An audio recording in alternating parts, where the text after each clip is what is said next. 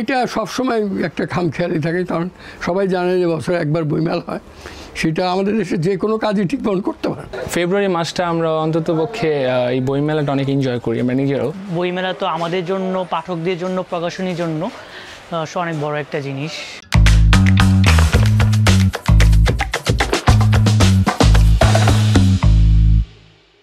Feature 360 পথের পেঁচালে আপনাদের স্বাগতম। আজকের আমাদের বিষয় আসন্ন জাতীয় বইমেলা নিয়ে অনিশ্চয়তা। এতে কী ভাবছেন প্রকাশকেরা? চলুন জেনে আসি তাদের কাছ থেকে। এটা সবসময় একটা খামখেয়ালি থাকে, কারণ সবাই জানে যে বছরে একবার বইমেলা হয়, সেটা আমাদের দেশে যে কোনো কাজই ঠিক মতো করতে পারেন।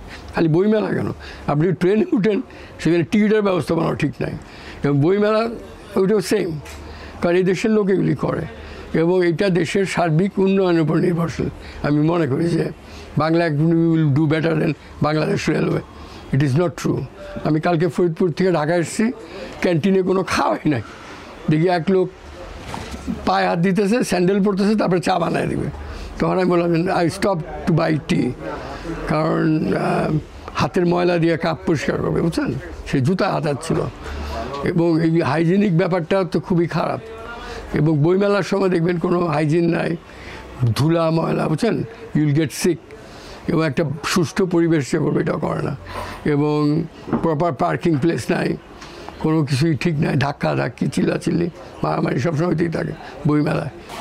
হ্যাঁ, এটা অবশ্যই আমাদের জন্য একটু দুঃস্বপ্নের মতো, কারণ ফেব্রুয়ারি মাসটা আমরা অন্ততপক্ষে এই বইমেলাটা অনেক এনজয় করি আমরা নিজেরাও। যেমন বইমেলা করা এই একটা মাস আমাদের জন্য অনেকটা মানে আনন্দেরই বলা চলে।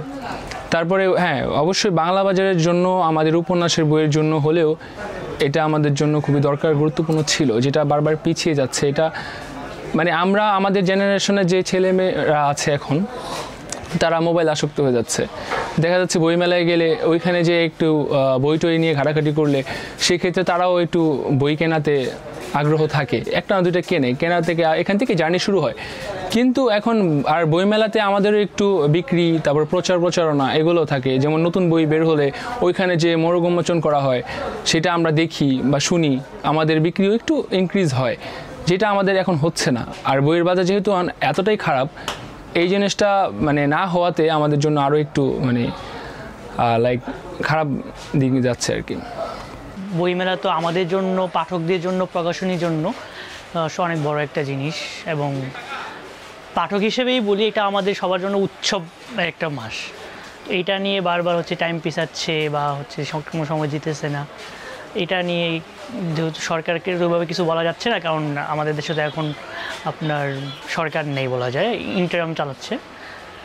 তো ফেব্রুয়ারি প্রথমে হওয়ার কথা ছিল আপনার ডিসেম্বর থেকে জানুয়ারি, সেটা হইল না, এখন দেখা যাক কী হয়। তবে অবশ্যই মেলা দরকারি জিনিস, মেলা লাগবেই, ব্যবসা বলেন বা পাঠকের জন্য বলেন, মেলাটা প্রয়োজন।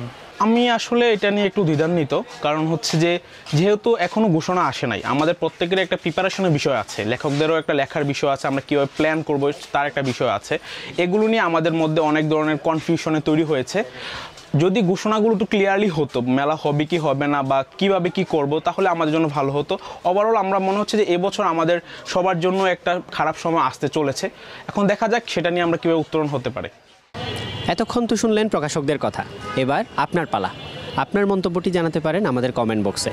আমাদের চ্যানেলটি লাইক করুন, শেয়ার করুন, সাবস্ক্রাইব করুন। সবাই ভালো থাকুন, সুস্থ থাকুন। ধন্যবাদ।